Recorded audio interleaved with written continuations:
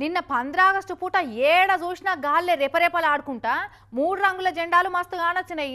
పెద్ద పెద్ద జెండాలు పట్టుకొని రోడ్ల మీద ర్యాలీలు కూడా తీసిర్రు. అయితే గవన్నేమో గాని అన్నిట్లలా గీ ఒక్క జెండా మాత్రం మస్తు అనిపించిందో వల్ల అందుకే మీకు కూడా చూపిద్దామని పట్టుకొచ్చిన.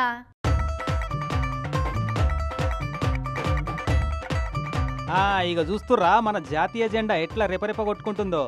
గాలికి పేపర్ జెండా కొట్టుకున్నట్టే రపరపరపమని ఎట్లా కొట్టుకుంటుందో చూడు. పొట్ట మీద గీసిన జెండా ఏ విధంగా అయితే జెండా ఎగిరేటప్పుడు వచ్చేటువంటి కదలిక ఉంటుందో అదేవిధంగా ఈ యొక్క నౌలి చాలన క్రియ అనేటువంటి ప్రక్రియలో కూడా పొత్తి కడుపు కండరాల్లో అదే విధమైనటువంటి చలనాన్ని మనం చూపించవచ్చు.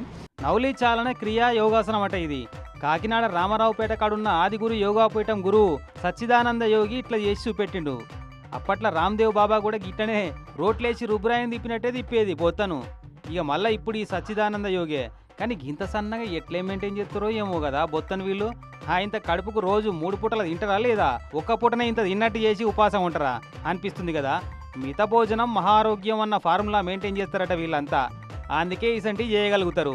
చూసిరు కదా మరిగా రాబోయే 26 జనవరి కన్నా నెక్స్ట్ 15 ఆగస్టు కన్నా మీరు కూడా పెరిగిన మీ బొత్తలను కరిగించి దాని మీద ఇట్లా 3 రంగులు గీసి రేపరపలు ఆడిర్రి. సరేనా? All the best.